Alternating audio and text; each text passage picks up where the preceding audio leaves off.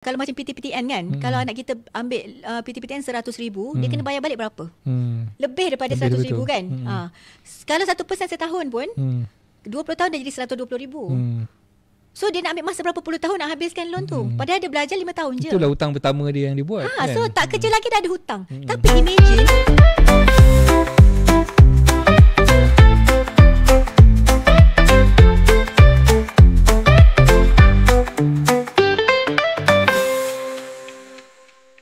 Assalamualaikum warahmatullahi wabarakatuh. Apa khabar tuan-tuan dan puan semua? Sekali lagi bersiaran bersama saya Isaac Ismail, host anda untuk rancangan Sembang Budak Pandai. Dah lama kita tak bersiaran, lebih kurang 3 ke 4 minggu lah kot kita tak buat rakaman sebab kesibukan saya dalam urusan seharian. Jadi hari ini sebenarnya kita kembali bersiaran dalam Sembang Budak Pandai untuk mengupas topik-topik yang menarik. Bersama dengan rakan-rakan alumni sekolah-sekolah berasrama penuh seluruh Malaysia lah. Dan untuk pagi ni sebenarnya saya ada sahabat saya yang datang jauh daripada Melaka. Kalau dulu beberapa bulan kebelakangan ni kita dah bersiaran bersama dengan anak kanda beliau, tapi pada hari ni kita bersiaran pula dengan ibunya pula. Kalau tuan-tuan masih ingat, kita bersembang berkaitan dengan pengajian di UK bersama Aisyah. Dan kali ini kita bersama dengan Ibu Aisyah iaitu Hawa. Okey, apa khabar Hawa? Alhamdulillah. Isaac, apa khabar hari ni? Baik, alhamdulillah. Terima kasihlah jemput saya hari ni. Sama-sama. Saya yang sepatutnya ucapkan ribu terima kasih sebab Hawa datang daripada Melaka semata-mata untuk bersembang. Macam hari tu Aisyah pun dia cerita bila nak datang ke sini ada insiden-insiden yang tak dapat dielakkan, cabaran-cabarannya. Jadi kali ni alhamdulillah Hawa dapat sampai awal lah kan. Alhamdulillah hari ni smooth. Okey, perjalanan daripada Melaka ke KL tadi tak ada apa-apa traffic jam ke apa? 1 jam 10 minit je. Dari Aikro sampai ke sini. Okey lah tu. Maknanya trafik pun dalam keadaan yang baik dan sangat lancar. Sangat lancar. Okey, topik yang kita nak bincangkan Hawa pada pagi ini adalah berkaitan dengan kesihatan kewangan di usia senja. Okey. Tapi nak cerita tentang topik tu, sebelum kita nak bincang tentang kesihatan kewangan ni, kita nak tanya Hawa dulu berkaitan dengan latar belakang lah. Okey, saya difahamkan Hawa dulu pernah bersekolah di Sekolah Sri Puteri. Betul. Sekolah Sri Puteri ni kita tahu dia ada 2. Satu masa sebelum dia berpindah ke Cyberjaya di Jalan Kolam Air. Betul. Jalan Kolam Air dekat Kuala Lumpur lah kan. Jadi masa bila yang Hawa masuk ke SSP tu? Alamak, ni kena bagi tahu umur lah ni. Okey, so sebenarnya kita pecahkan rahsia Isaac sekali lah. Sebenarnya kita orang ni sebaya. So masa dia masuk Smart Kajang tu tahun yang sama lah saya masuk Sekolah Sri Puteri, iaitu tahun 1990. So maknanya start daripada 1990 tu Form 1 lah kan? Form 1. Okay. So kalau cerita daripada awal kemasukan ke SBP ni, zaman-zaman kita dulu mana ada isi borang online dan sebagainya kan? Tak ada PKSK. Tak ada PKSK. So masa tu kita ditawarkan, betul tak? Ya, masa tu UPSR. UPSR. So selepas habis UPSR tu kita tak tahu pun sebenarnya kita dapat sekolah mana. Ya, kita dah masuk sekolah menengah dekat rumah kita. Dan ketika tu kalau tak silap sesi pengajian bermula seawal bulan Disember. Kan? Tapi saya daftar 4 hari bulan 1. Sebab kita masuk kat sekolah biasa dulu. Yes, so bulan Disember tu kita dah sekolah di sekolah harian biasa. Ya, betul. Bulan 1 tu baru kita dapat panggilan untuk pergi ke asrama penuh lah kan. Ya, betul. Jadi apa perkara yang mungkin Hawa tak boleh lupa sampai sekarang yang berlaku dekat SSP tu? Ketika masa kita mula-mula masuk Form 1 dan sebagainya tu. Mungkin Hawa boleh cerita pada penonton. Tak tahulah, saya rasa saya ni jenis orang yang mungkin mudah mengadaptasi diri saya. Kan, saya tak rasa homesick, saya tak rasa macam nak balik atau menangis. Saya rasa biasa je. Dan tapi sebenarnya saya rasa mak saya happy lah masa tu. Sebab mak saya dia mengharapkan saya dapat masuk asrama penuh. Tapi dia tak cakap. Tapi bila cikgu sekolah rendah tu telefon mengatakan saya ditawarkan masuk sekolah Seri Puteri di Kuala Lumpur. Mak saya kata, bagus juga kalau dapat masuk Jalan Kolam Air. Sebab sebelum tu kan nama sekolah Seri Puteri kan Sekolah Menengah Perempuan Jalan Kolam Air. Cuma mak saya pun dia tak tahu sebenarnya dah tukar nama sekolah Seri Puteri. Tapi dia tahu nama Sekolah Menengah Perempuan Jalan Kolam Air tu. Dan dia tahu sekolah tu sekolah yang bagus. So bila kita tengok alamat sekolah Seri Puteri Jalan Kolam Air, mak saya kata inilah sekolahnya. So mak saya rasa sangat happy masa tu saya dapat ditawarkan ke sekolah tu. Dan saya ingat lagi tarikh tu 4 bulan 1 lah tahun 1990. Kami didaftarkan ke sekolah tu lah, batch pertama lah. Maknanya first intake lah untuk batch tu. Dan yang saya ingat kita kena hafal nama kawan-kawan lah, masa ice breaking semua tu kan. Ada kena ambil sign senior apa semua? Ada, tapi perkara tu bukan satu masalah besar kepada saya lah. Sebab saya pun anak keempat daripada 5 adik-beradik. Dan beza umur saya dengan kakak saya yang nombor 3 tu 6 tahun. So pada saya kalau setakat form 1 sampai form 5 tu beza 4 tahun tu pada saya tak terlalu jauh lah beza. Sebab saya dengan kakak-kakak dan abang saya lain lagi jauh gap tu. Okey. Kalau cerita tentang SSP ni, ialah disebabkan dulu kedudukan dia memang di tengah-tengah bandar Kuala Lumpur lah kan. Zaman-zaman tu kalau cerita ialah zaman ada bas mini dan sebagainya. Betul. Kalau kami macam saya di Semak Kajang, nak pergi ke KL tu memang agak jauh. Tapi SSP ni betul-betul tengah-tengah bandar kan. Betul. Boleh jalan kaki je pergi Yauhan apa semua tu kan. Kaki, jadi mungkin pengalaman masa awak di sana tu kan macam mana awak boleh orang kata jaga diri supaya tak rasa terlalu bebas dekat dengan bandar, nak pergi outing dan sebagainya tu, orang kata setiap minggu boleh orang kata berjalan pergi ke Chowkit ke pergi ke Yauhan dan sebagainya kan. Macam saya dulu mungkin dekat Kajang, Pekan Kajang apa sangat yang ada kan. Zaman-zaman tu mungkin tak banyak lah attraction yang kita boleh ni. Tapi macam yang bersekolah di tengah-tengah bandar Kuala Lumpur ni macam awak ni kan. So macam mana awak jaga diri masa tu? Itulah masa saya cakap tadi, I'm a very simple person. I'm a very conservative person. Bila saya pergi sekolah tu, saya tahu saya nak belajar. Saya macam tak fikir langsung nak berjalan ke, nak shopping ke. Duit pun bukannya ada sangat. Yalah. Kan masa tu pun kita dapat beasiswa kecil persekutuan, RM25 je sebulan. So dengan duit yang tak banyak tu, kita taklah berfikir terlalu jauh nak berjalan terlalu jauh, nak beli macam-macam sebab memang tak ada duit pun nak beli kan. So dan kalau hujung minggu tu biasanya kita sibuk nak menyiapkan contohnya nak gosok baju, nak basuh baju kan. So saya lebih fokus kepada benda-benda yang seorang student kena buat dan kena siapkan homework, kena study, buat nota dan sebagainya. Sebenarnya saya tak pernah pun terasa macam saya perlu jaga diri saya sebab itu je aktiviti saya setiap minggu. Macam tak tahulah budak baik ke budak apa. Tak kisah sangat lah nak pergi jalan ke. Sebab kalau kita pergi Yauhan pun paling-paling kita akan makan nasi goreng Pattaya ataupun McDonald's. Itu pun yang 90 sen tu. Yang egg benjo tu. Itu je yang mampu dan sedap sangat rasa masa tu kan. Betul. Dan aiskrim 30 sen.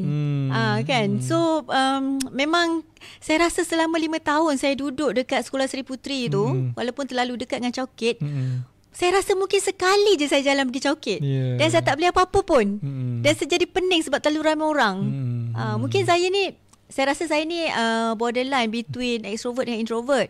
So I enjoy being alone and I enjoy being surrounded with other people juga. Tapi bila terlalu ramai orang pun saya rasa kurang selesa juga. So mungkin saya tak berapa suka lah jalan di tempat yang crowded.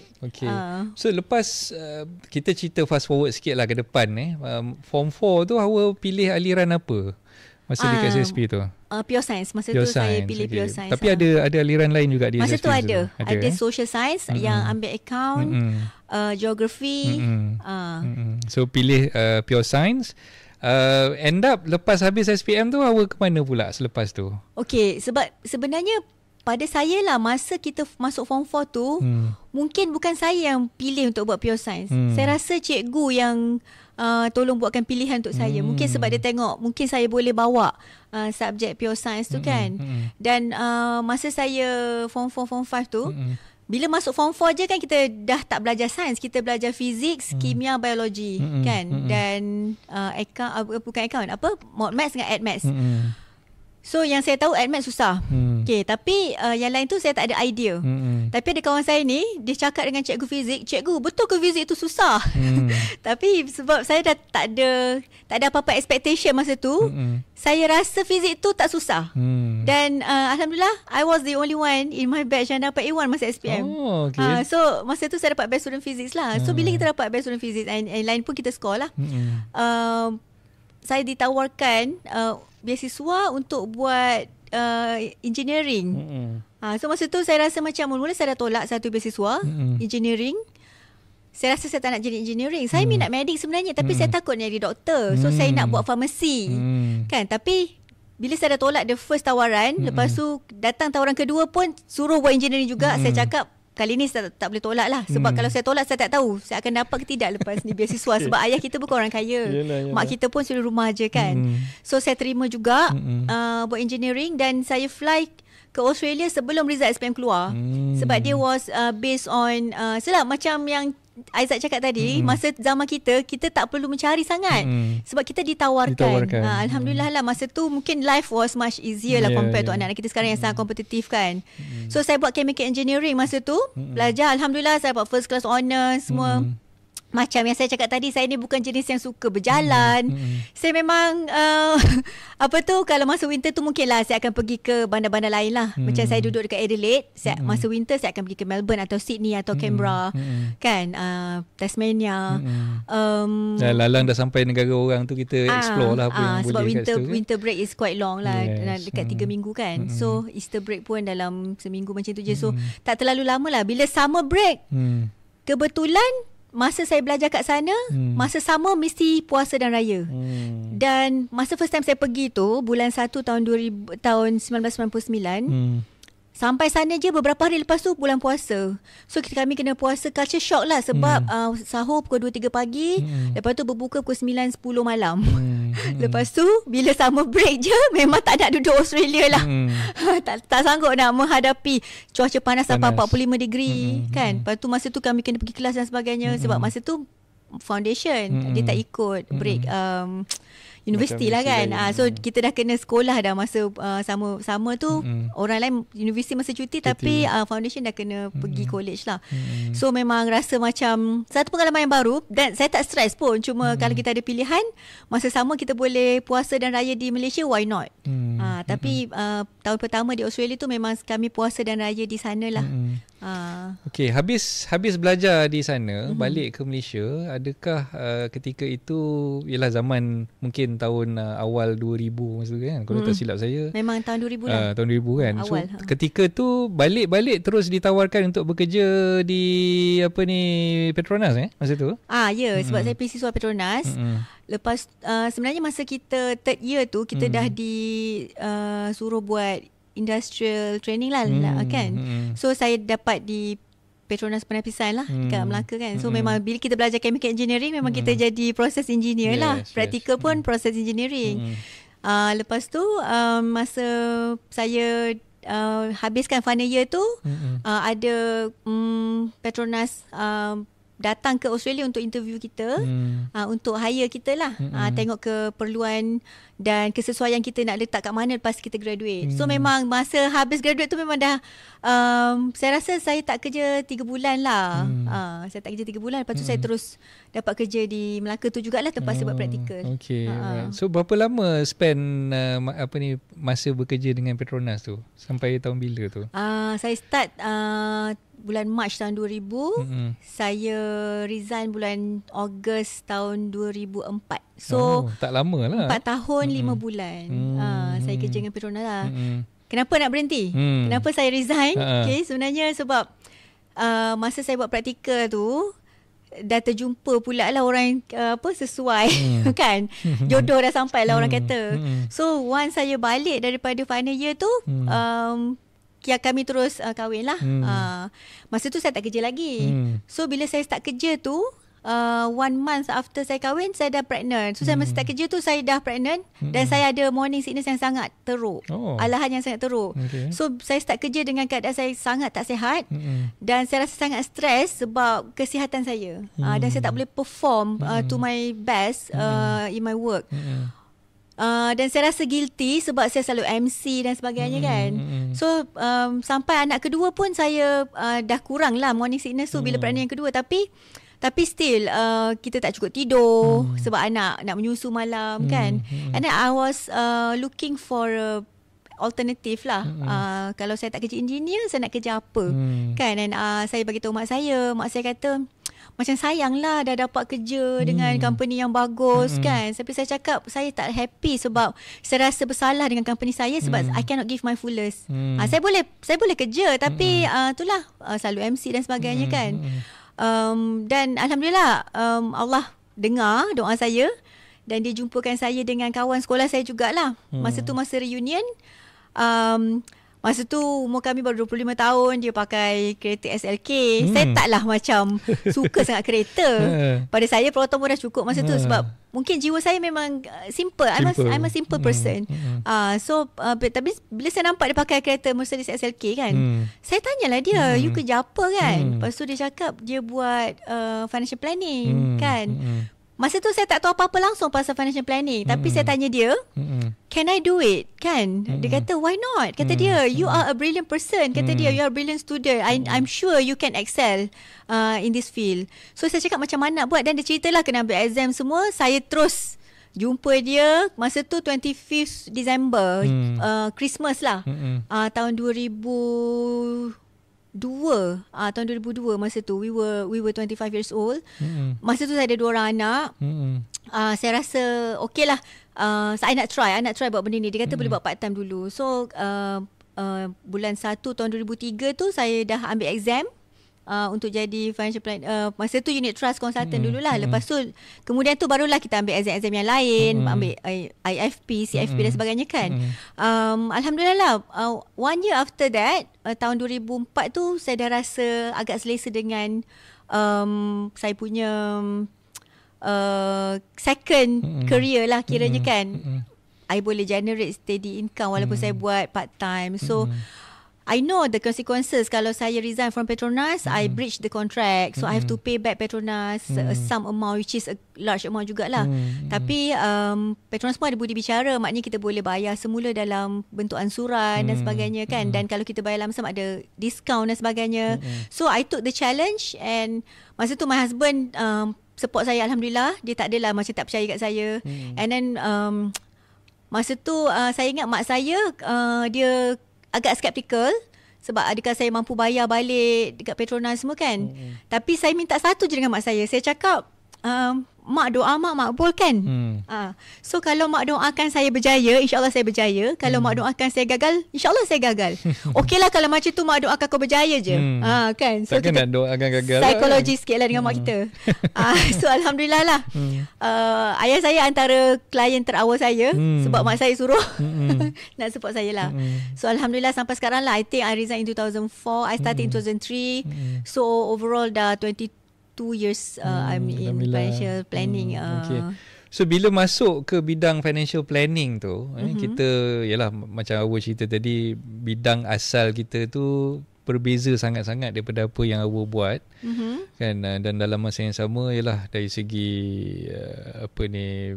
kita cerita tentang financial planning ni bukan atas dasar kita nak orang kata apa bercakap tentang ekonomi Malaysia dan sebagainya. Tidak. So jangan salah faham di situ. Tak sama. Jauh sekali. Kita nak berbincang, kita nak maklumkan kepada penonton-penonton berkaitan dengan kepentingan perancangan kewangan tu sendiri. Dan dalam masa yang sama bila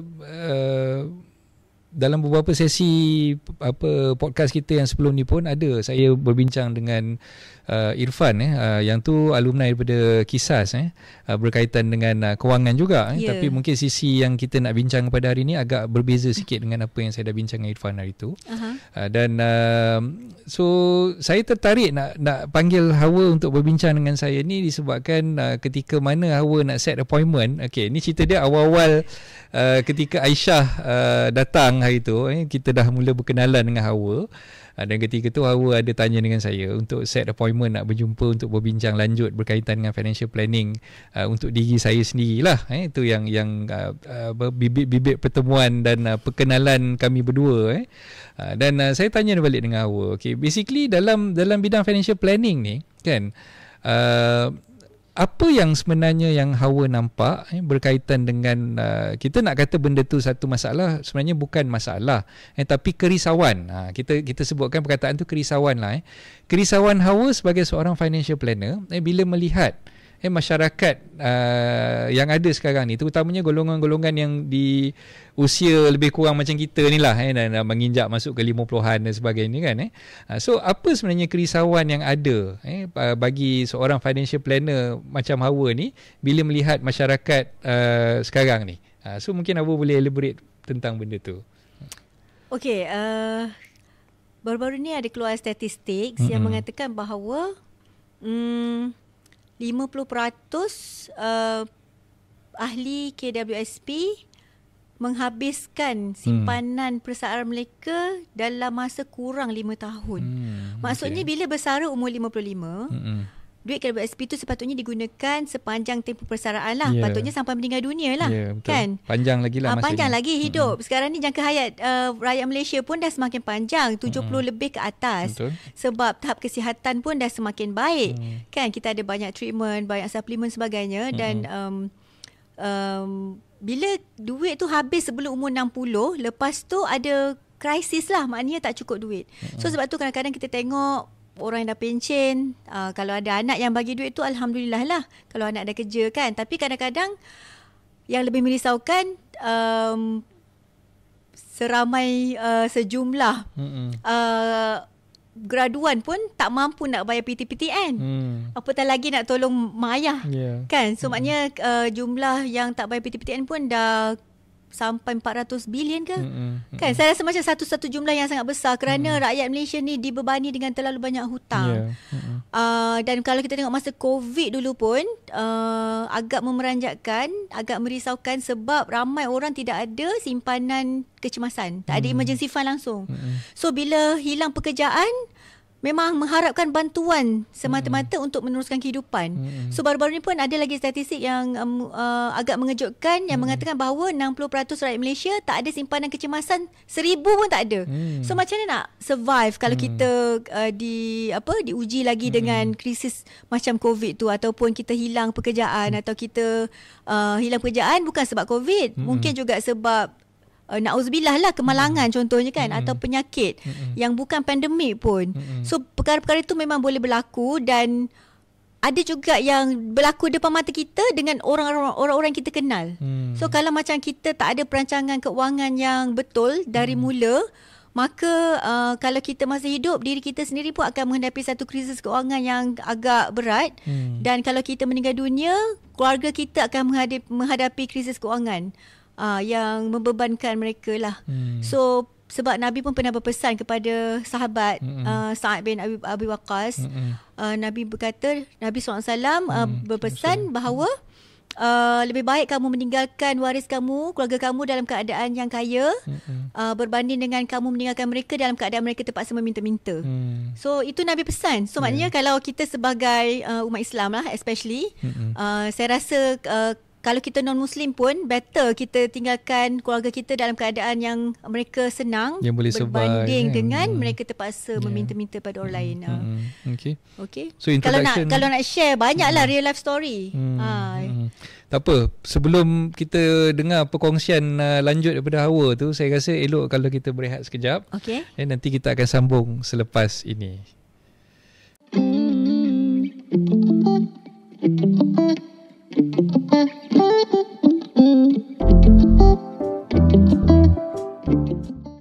Okay, kembali bersiaran dalam Sembang Budak Pandai. Sebelum kita berehat tadi, kita ada bertanyakan kepada Hawa berkaitan dengan financial literacy, tentang macam mana sepatutnya apa yang dibuat oleh orang kata apa, pekerja-pekerja yang sekarang ni lah, yang tengah bekerja dan sebagainya, bila mana mereka sepatutnya menyimpan wang cukup untuk persaraan, tapi hakikatnya tak seperti mana yang kita jangkakan, sebab ramai di kalangan kita yang sebenarnya masih lagi tak cukup. Bila bersara umur 55 tu, duit yang ada dalam simpanan tu mungkin dalam beberapa bulan je dah habis kan. Ada yang mungkin duit EPF yang ada tu dah dikeluarkan awal-awal masa yang dulu kita dibenarkan untuk sentuh akaun KBSP kita untuk bawa keluar dan sebagainya kan. Jadi duit yang ada tu dah tak cukup pula untuk ni kan. Jadi saya rasa daripada awal lagi kita di sekolah sepatutnya kita dah didedahkan dengan cara bagaimana untuk kita mengurus kewangan kita. Nak mengurus kewangan ni sebenarnya bukannya bila dah sampai umur dewasa, dah bekerja, baru kita nak belajar benda tu. Sepatutnya daripada awal lagi, daripada kita sekolah rendah lagi, benda ni dah dititik beratkan.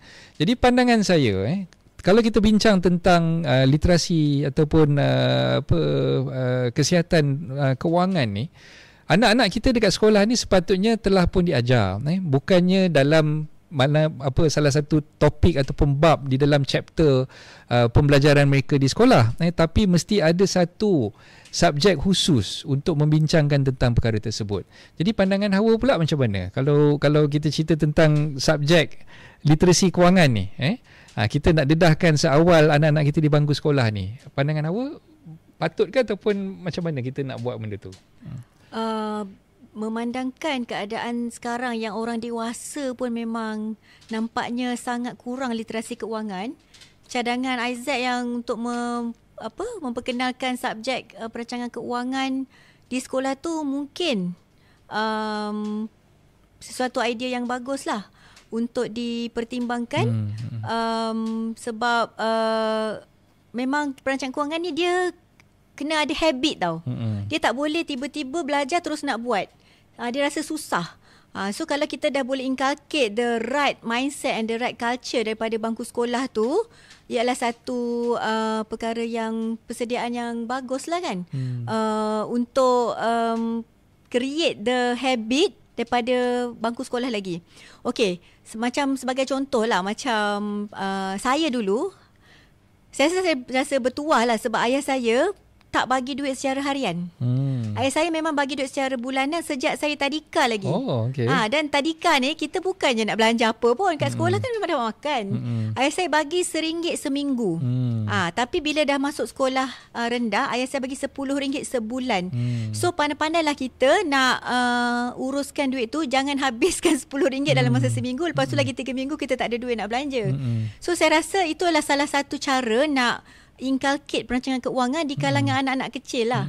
Okey, macam hari ni anak-anak saya bila sekolah rendah memang suami saya dia lagi suka bagi harian, tapi contohlah kalau bagi RM3 sehari, saya akan ajar anak saya simpan RM1 dalam tabung. Setiap hari simpan RM1. Sebelum belanja kena simpan dulu. Save first, spend later. So sebab itulah satu rule of thumb yang sangat penting sebenarnya kalau kita nak inculcate sikap habit yang positif lah dalam perancangan keuangan. Maknanya simpan dulu, belanja kemudian. Lepas tu kalau anak-anak dapat duit raya, jangan beli mainan, jangan beli benda-benda yang macam game ke apa ke kan. Memang semua duit raya anak-anak saya akan simpan dalam tabung haji. So maksudnya untuk sekolah rendah ni, kalau nak buat satu syllabus lah kan, benda-benda simple lah yang kita boleh ajar anak-anak kita. Sebab nanti anak kita pun terlalu heavy pun tak boleh juga kan. Bukan dia punya level lagi. Tapi saya rasa kalau sekolah menengah tu dia memang sangat sesuai lah.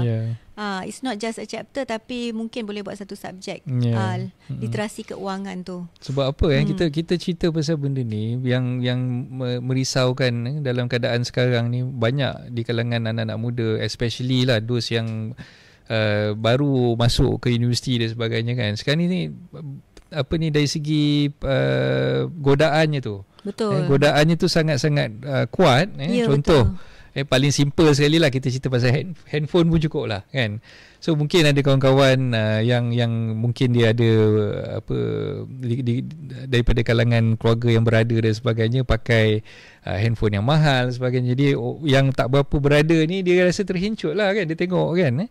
So maknanya dari segi godaan ni, kalau katalah kita dah boleh didik anak kita seawal bangku sekolah rendah tu lagi, kita dah beritahu dengan dia orang kan. So dari segi duit ni, macam Abu tahu tadi, ada duit sepatutnya kita kena simpan dulu baru kita belanja. Kalau katalah mak bagi RM1 untuk spend, so mungkin 20 sen kena masuk tabung dulu, 80 sen aja yang kita boleh gunakan untuk belanja kan. Jadi sedikit sebanyak habit tu kita dah pupuk dari seawal sekolah rendah, masuk ke sekolah menengah, masuk ke universiti tu dia dah faham apa yang sepatutnya kena buat. Sebab kalau katalah didikan ni tak dimulakan seawal bangku sekolah rendah ni lagi, dah sampai dewasa macam kita sekarang ni pun, kalau kita tak reti nak menyimpan ataupun tak reti nak mengurus kewangan kita, memang membahayakan lah kan. Sangat. Dan dia bukan setakat membebankan diri kita, tapi sebenarnya dia membebankan masyarakat juga. Pembayar cukai semua terlibat. Dan memang dah jadi kelaziman, jadi resam.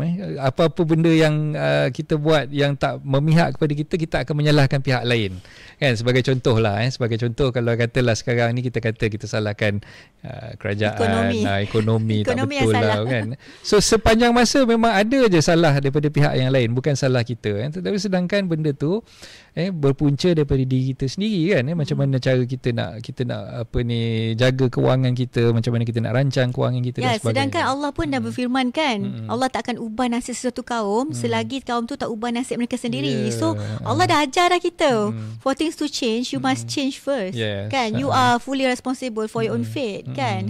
So macam memang tak boleh nak salahkan sesiapa pun kalau apa-apa berlaku kita. Okay, so berbalik kepada isu perancangan kewangan ni kan, apa yang mungkin Hawa boleh suggest kepada masyarakat kat luar sana yang mendengar kita punya sembang ni? Kita fokuskan kepada grup yang mungkin adik-adik kita lah. Kalau nak cerita yang sebaya dengan kita ni mungkin dah agak terlambat sikit. Kita fokuskan mungkin yang di kalangan umur 20-an, 30-an ni. So apa yang mungkin Hawa boleh cadangkan kepada mereka? Okay, saya teringat kata-kata yang mengatakan bahawa beribadahlah kamu seolah-olah kamu akan mati esok, tetapi bekerjalah kamu seolah-olah kamu akan hidup 1000 tahun lagi. Ya, betul. Atau something like that lah kan. So pada saya satu lagi yang saya ingat, pesanan Nabi kepada sahabat juga. Sahabat ni dia ada seekor unta. So Nabi SAW berpesan, tambatlah dulu unta kamu, kemudian baru tawakal. So maksudnya Islam mengajar kita supaya usaha dulu baru tawakal. Kita tak boleh serah bulat-bulat kepada Allah SWT untuk menentukan nasib kita. Sebab Allah pun suruh kita ubah nasib kita sendiri. Kan Allah tak ubah nasib kita selagi kita tak ubah nasib kita sendiri. Okey, so perancangan keuangan yang pertama yang saya rasa yang paling penting dalam hidup seseorang tu ialah risk management. Contoh kan, kalau kita boleh bekerja seolah-olah kita akan hidup 1000 tahun lagi, tapi kita kena bersedia untuk mati seolah-olah kita akan mati esok. So yang pertama sekali, dan kita kena tambat unta dulu baru tawakal. Kita kena ikhtiar dulu baru tawakal kan. So pada saya yang pertama sekali, seorang tu dia mesti ada satu coverage takaful sekurang-kurangnya untuk diri dia. Sebab kadang-kadang orang akan fikir kalau dia bujang, dia muda lagi dan dia bujang, dia rasa dia tak ada tanggungan. So dia tak perlu ambil takaful. Pada dia lah. Tapi dia kata kalau saya mati pun tak ada siapa yang bergantung pada saya. Saya tak ada dependent. Okey, tapi kalau dia kena TPD, iaitu hilang upaya kekal, masa umur dia muda, walaupun dia tidak ada tanggungan, siapa yang nak tanggung diri dia kalau dia kena hilang upaya tu lah. Maksudnya kalau dia dah ada takaful, walaupun dia tidak ada tanggungan, tapi manfaat daripada takaful itu boleh menanggung diri dia. Kalau dia tidak boleh bekerja lagi, hilang upaya kekal, hilang pendapatan, dan dia tidak perlu menyusahkan sesiapa. Dia boleh hire orang untuk jaga dia, nurse dan datang kat rumah dan sebagainya lah kan. Dan ramai orang tak berfikir benda tu sebenarnya. Dia hanya fikir, okey, saya tak perlukan takaful sebab saya tak ada tanggungan. Tapi sebenarnya diri dia sendiri tu ialah aset yang paling berharga. Yang dia tak rasa dia kena jaga diri dia sendiri. Dia tak boleh expect kalau dia sakit orang lain kena jaga dia. So sebab ada juga orang kata, okay, saya tak boleh beli takaful sekarang sebab saya belum ada bajet. Sebab saya nak bajet beli rumah dulu, beli kereta dulu, atau saya nak bajet simpan duit dulu. Tapi kalau kita tengok balik tadi, kita kena bersedia seolah-olah kita mati esok, dan kita kena bekerja seolah-olah kita akan hidup 1000 tahun lagi. So why not kita sediakan takaful tu dulu, so that apa-apa jadi kat kita, dah ada dah manfaat keuangan untuk diri kita. Tapi lepas tu kita bolehlah bekerja dengan keras, bekerja dengan bersungguh-sungguh, dengan rajin, dengan tekun untuk dapatkan pendapatan tambahan untuk kita meneruskan kehidupan kita kalau kita hidup 1000 tahun lagi. Kan saya rasa macam itu yang lebih logik lah untuk kita buat persediaan keuangan. Dan sekarang ni saya rasa bukan sekarang je. Sekarang ni dah tak ada musim orang kahwin, betul tak, Isaac? Tiap-tiap minggu ada orang kahwin kan? Tiap-tiap minggu ada jemputan kahwin. Dan pada saya lah, kalau anak saya kahwin, saya suka kalau pengantin lelaki tu bagi hantaran polisi takaful. Saya rasa itu adalah satu move yang sangat romantik. Sebab dia dah fikir dah kalau apa-apa jadi kat dia, bakal isteri dia ni takkan susah. Itu adalah satu simbol kasih sayang dan caring yang sebenar lah. Bukannya hantaran dalam dulang tu handbag yang mahal, kasut yang mahal kan. Yang tak boleh membantu kita pun kalau suami tu ditimpa. Kita bukan minta lah, tapi banyak dah. Sebagai perancang kewangan, saya dah melihat banyak real life cases yang para suami meninggal kerana kemalangan dan sebagainya. Ada yang anak pun baru umur 20-an pun meninggal kerana kemalangan. Ataupun orang yang kita kenal kena penyakit kritikal seperti kanser dan sebagainya pada usia yang muda. Yang mana kalau dia dah sediakan satu pelan takaful yang contohnya RM1 juta, apa-apa jadi pada suami, isteri tu dah tak susah dah. Ada juga yang cakap, aku tak nak lah ambil takaful, nanti kan kalau aku mati, wah aku kahwin lain. Dia akan joli duit yang aku tinggalkan tu. So pada saya lah, okay, dia ada dua situasi. Yang pertama, dia mati. Okay, suami tu meninggal dunia lah. Yang kedua, suami tu kena hilang upaya kekal. Maknanya dia masih hidup, dia kena stroke dan sebagainya. Na'udzubillah, kita tak minta. Tapi 1 in 4 person, statistik says, kena critical illness. 1 in 4 persons. So 25% of us akan kena critical illness. So kalau mati terus tak apa, tak menyusahkan orang. Saya cakap, tapi what if you live and you cannot work, you cannot support your family, you cannot support your wife. So masa tu, adakah wife you akan terus jaga you dalam keadaan you tidak menyediakan sumber keuangan lagi, ataupun mungkin dia akan tinggalkan you for someone else yang boleh sara hidup dia. Kan? Kalau you meninggal, dia kahwin lain pun tak apa, you dah meninggal. Tapi kalau you masih hidup dan you tak ada apa-apa means untuk meneruskan kehidupan you, menjaga you yang dah sakit masa tu tapi tak boleh kerja, dan anak isteri pun perlukan orang tempat bergantung tapi tak ada, you sebagai orang yang sepatutnya memberi nafkah tak mampu lagi nak beri nafkah. So adakah wife you akan terus bersama you, ataupun mungkin ada tawaran lain, orang lain boleh jaga dia. So itu lebih masalahnya ramai orang tak fikir benda tu kan. Dan pada saya lah, kalau suami tu dah meninggalkan sesuatu yang menjamin masa depan isteri dan anak-anak tu, mungkin isteri tu takkan cari orang lain pun.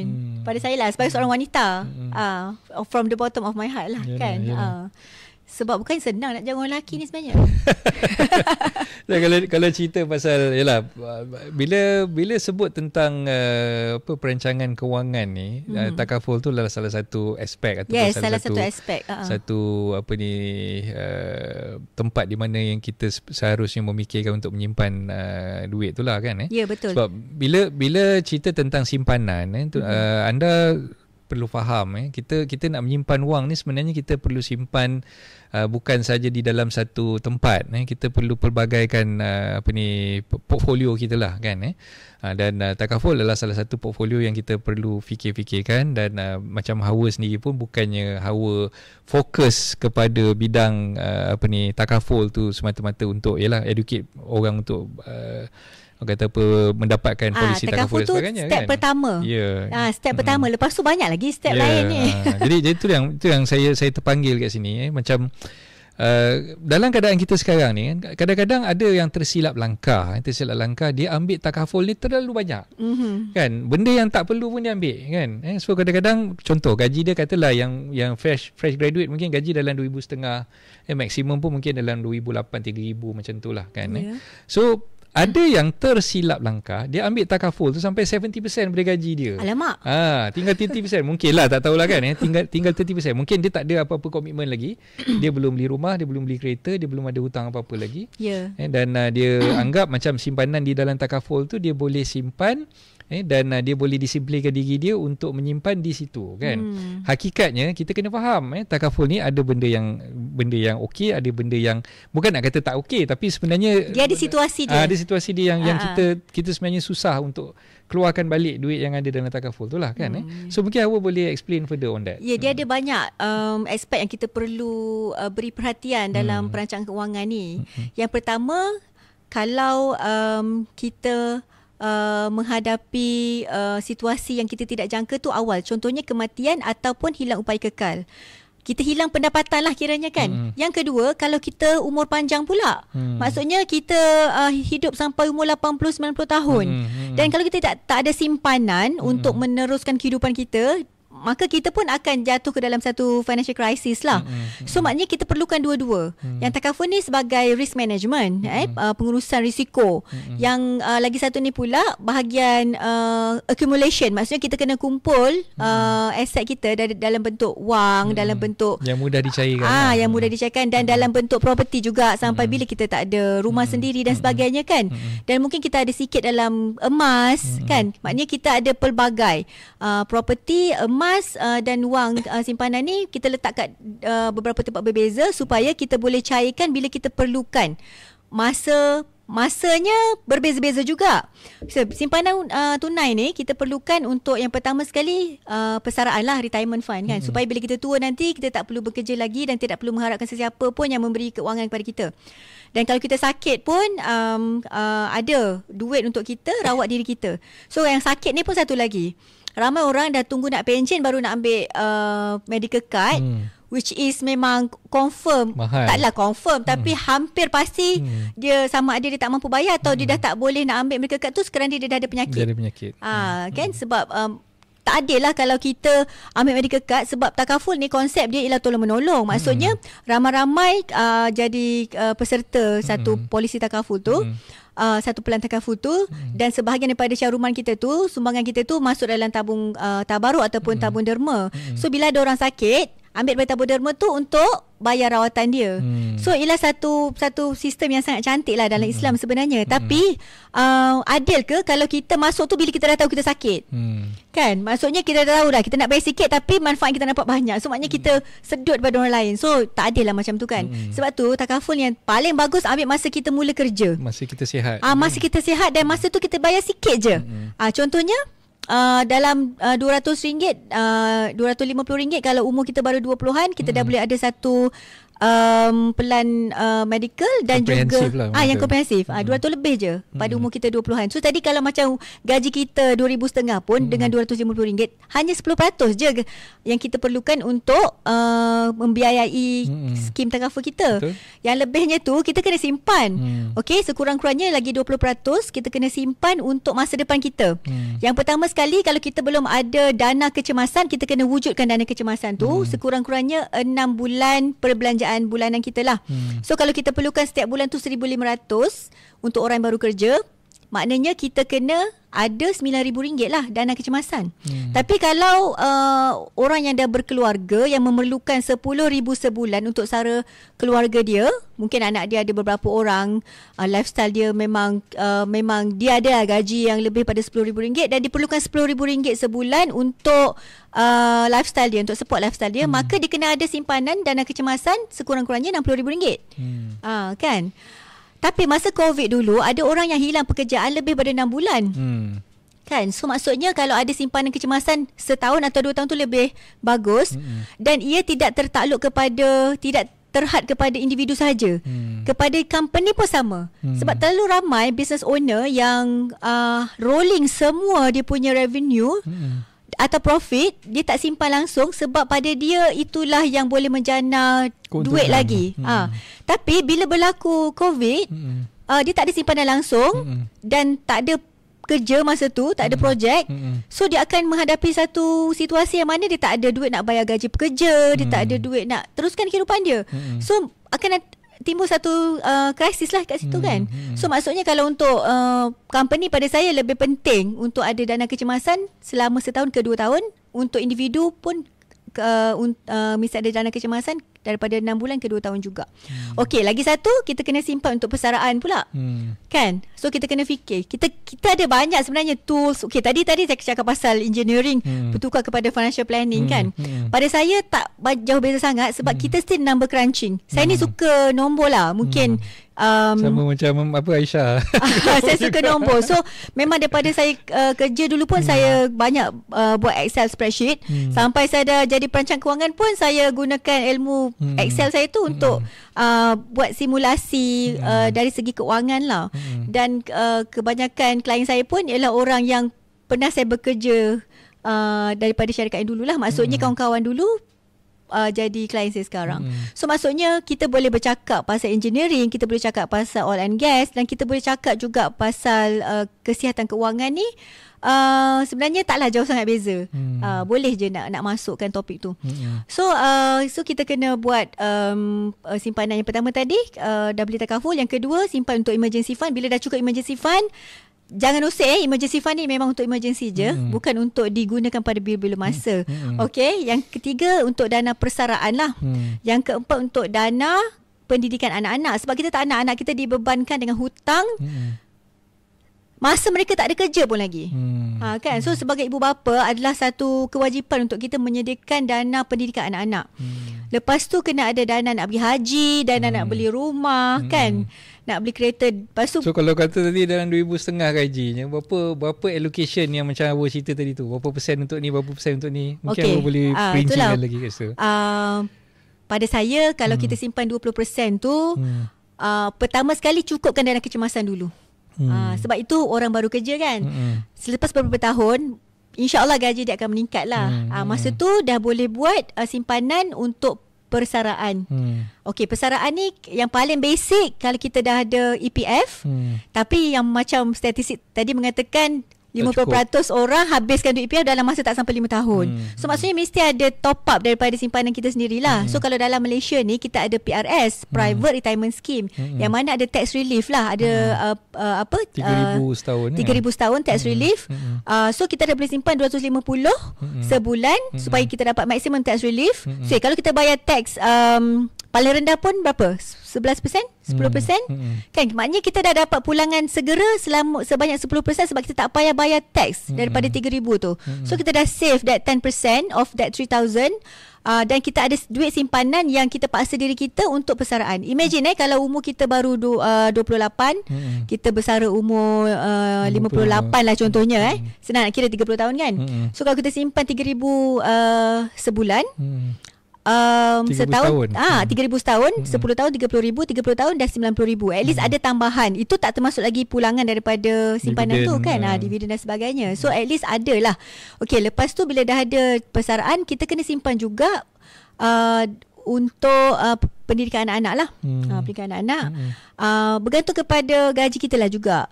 Dan sebab tu lah pada saya lah sebagai ibu bapa, pendidikan tu sangat penting.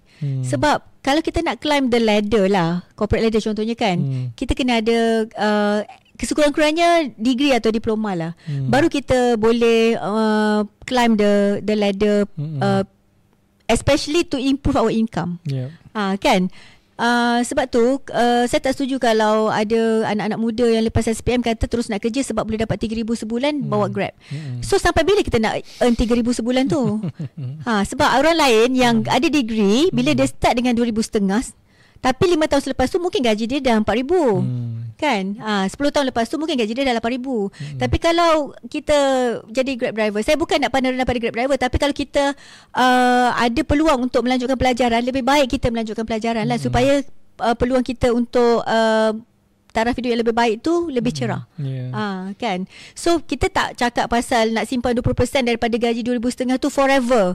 Kita cakap pasal once we start working, kita akan ada peningkatan dari segi pendapatan kita supaya kita simpan lebih banyak setiap tahun. So setiap tahun tu makin lama makin banyak. So daripada 2,500 tu memang tak cukup lah kalau kita nak simpan untuk semua benda. Dan dalam masa yang sama, saya tertarik juga nak bincangkan berkaitan dengan zaman sekarang ni ramai orang yang buat kerja lebih daripada satu. Kan, so mungkin kerja hakiki dia menjadi seorang cikgu lah sebagai contoh kan. Ya, betul. Tapi dalam masa yang sama dia buat part time ni, buat part time tu dan sebagainya kan. Jadi bagi saya itu adalah satu perkara yang bagus. Cuma dalam masa yang sama tujuan dia buat part time tadi tu kebanyakannya adalah untuk memenuhi kehendak dia punya keuangan ketika itu. Dan jarang-jarang sekali yang saya nampak lah yang mana yang mungkin bekerja part time untuk buat benda-benda lain dan sebagainya ni, dia ada satu long term goal ya. So macam mana pula pandangan Hawa tentang benda tu? Itulah satu pada saya mindset Malaysians lah yang kita kena betulkan. Yang itulah memang agak membimbangkan trend tu sebab kebanyakan orang nak tambah pendapatan bulanan sebab nak spend pada bulan tu juga. Habis pasal bulan tu juga kan. Sebab itulah 60% simpanan 1,000 pun tak ada. Rakyat Malaysia itu sangat satu angka yang betul dan sangat membimbangkan. So memang kita kena ada satu paradigm shift lah pada saya. Kena ada satu inisiatif mungkin daripada government kan secara besar-besaran untuk memberi kesedaran kepada rakyat Malaysia ni. Sebab rakyat Malaysia ni terlalu disogok dengan bantuan. Kan? MySara lah, MyTool ni kan. So macam sekarang budi semua kan. So nampak macam terlalu disogokkan dengan mentaliti subsidi, mentaliti bantuan ni sampai kita tak payah menyimpan lah sebab akan ada je bantuan. Pada saya kita kena ubahlah mindset tu. Kena ada satu paradigm shift yang mengatakan, so kalau macam kita tengok zaman Nabi Yusuf dulu kan, Raja Mesir bermimpi yang 7 ekor lembu kurus telan 7 ekor lembu gemuk dan 7 tangkai gandum hijau, lepas tu ada 7 tangkai gandum kering. So bila raja macam fikir apa maksud mimpi dia ni sebenarnya kan. Semua orang tak boleh nak tafsirkan mimpi dia sampai seorang pembesar ni mengatakan ada seorang banduan ni dalam penjara yang dia boleh tafsir mimpi, iaitu Nabi Yusuf sendirilah. So Nabi Yusuf pun menceritakan bahawa akan ada 7 tahun yang subur dan diikuti dengan 7 tahun yang kemarau yang takkan ada hasil semua kan. So masa 7 tahun yang subur ni kita perlu menyimpan makanan dan sebagainya untuk digunakan pada 7 tahun kemarau ni. Pada saya benda tu economic cycle, it will happen dan dia dah berlaku pada zaman dulu lagi, zaman Nabi Yusuf pun dah berlaku dah. Dan dia termaktub dalam Al-Quran. So perkara ni patutnya dijadikan satu pengajaran satu ingatan lah untuk kita. Yang sama juga kalau ada konsep delayed gratification ni. Sebenarnya orang tua-tua kita orang Melayu lah kaya dengan ilmu ni, dia orang dah tahu dah. Sebab itu adanya peribahasa yang mengatakan berakit-rakit ke hulu, berenang-renang ke tepian, bersakit-sakit dahulu, bersenang-senang kemudian. Dan ada juga yang mengatakan sediakan payung sebelum hujan. Ada yang mengatakan bahawa menyesal dahulu pendapatan, menyesal kemudian tiada gunanya. Kan nampak tak benda-benda tu sebenarnya perancangan keuangan. Ya, betul. Kan? Tapi orang Melayu ni mungkin terlepas pandang benda ni dan tak sedar bahawa perkara tu sebenarnya ditujukan kepada diri kita sendiri kan. So delayed gratification ni adalah satu konsep yang sangat penting sebenarnya dalam pengurusan keuangan. Kerana kalau kita habiskan duit kita sekarang, kita tak simpan untuk masa depan, maka masa depan tu kita akan susah. Tapi kalau kita simpan sedikit masa ini, saya buat satu contoh lah. Kalau macam PTPTN kan, kalau anak kita ambil PTPTN 100,000, dia kena bayar balik berapa? Lebih daripada 100,000 kan. Kalau 1% setahun pun 20 tahun dah jadi 120,000.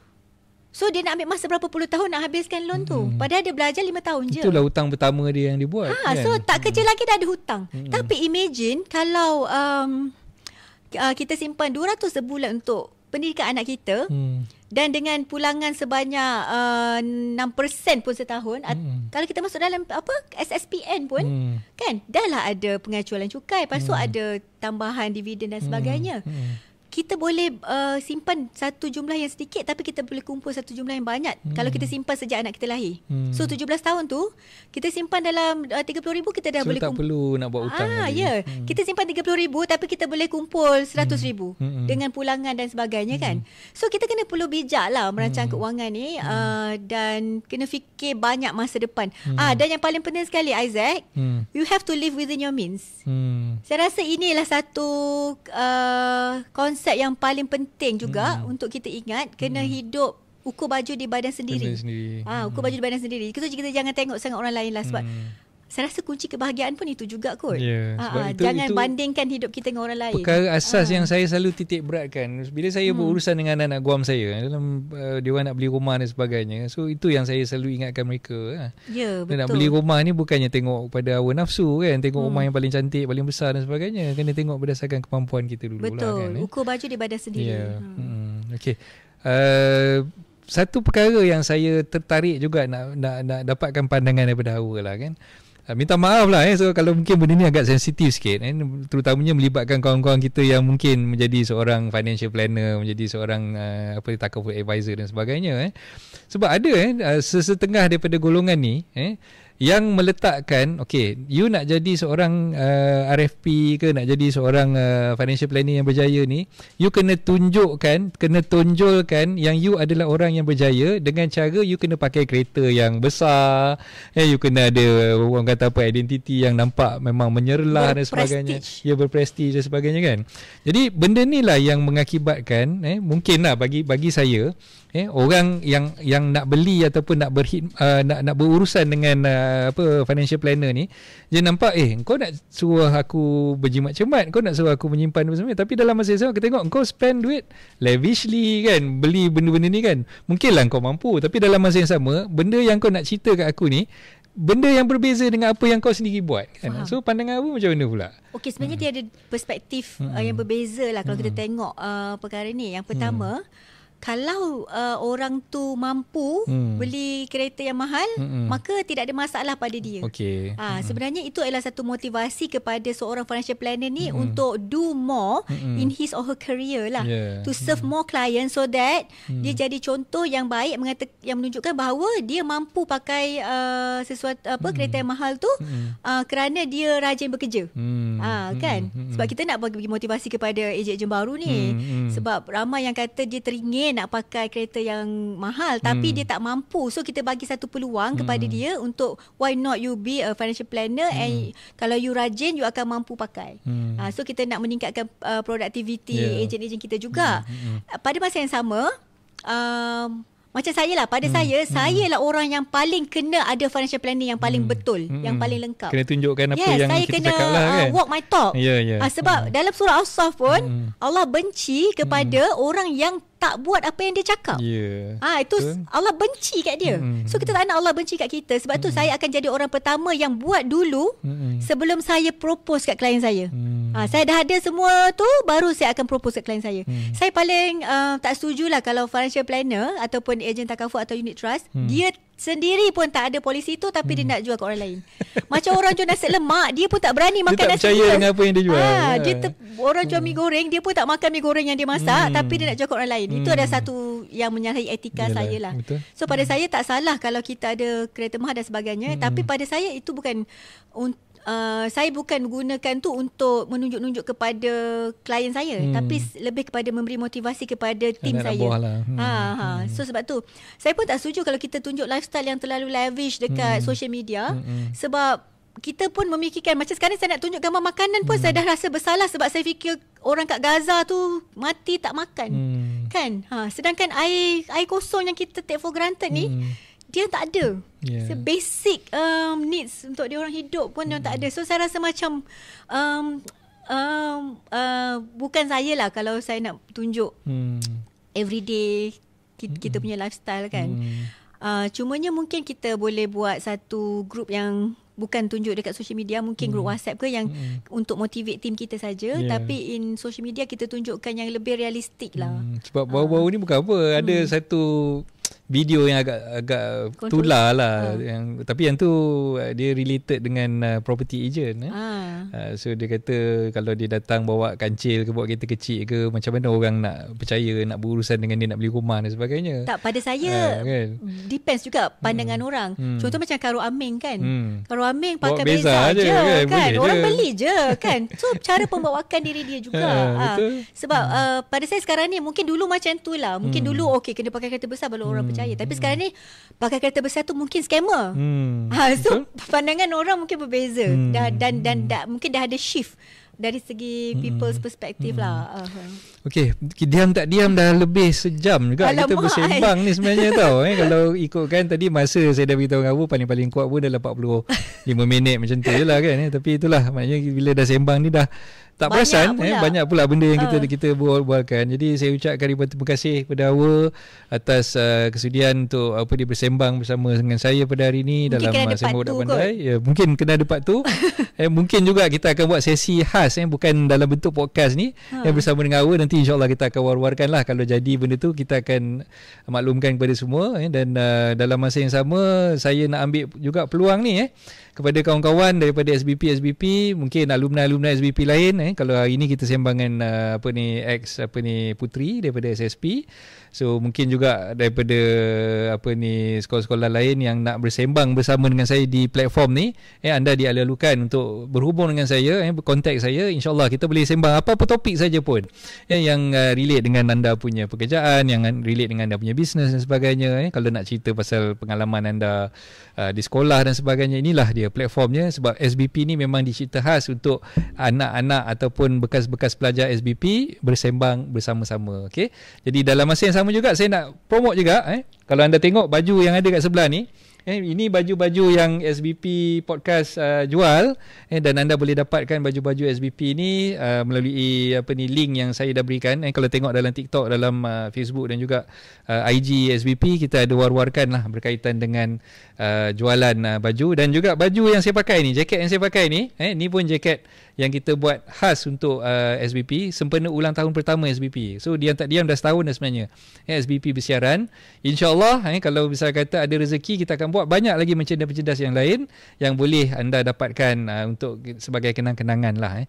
Dan saya syorkan kepada anda yang nak buat podcast tadi, terus berhubung dengan saya. InsyaAllah kita akan bersembang di platform yang sama macam mana yang saya tengah bersembang dengan Hawa sekarang ni. Jadi itulah, sekali lagi saya ucapkan ribuan terima kasih kepada tetamu saya, saudari Hawa, dan insyaAllah ada masa kita akan bersembang untuk topik-topik yang selain daripada perancangan kewangan ni mungkin, dan jangan sikit-sikit Hawa datang. Tak sikit. Ada rezeki kita jumpa lagi. Itu saja daripada kami untuk hari ini. Assalamualaikum warahmatullahi taala wabarakatuh. Waalaikumsalam warahmatullahi wabarakatuh. Okey.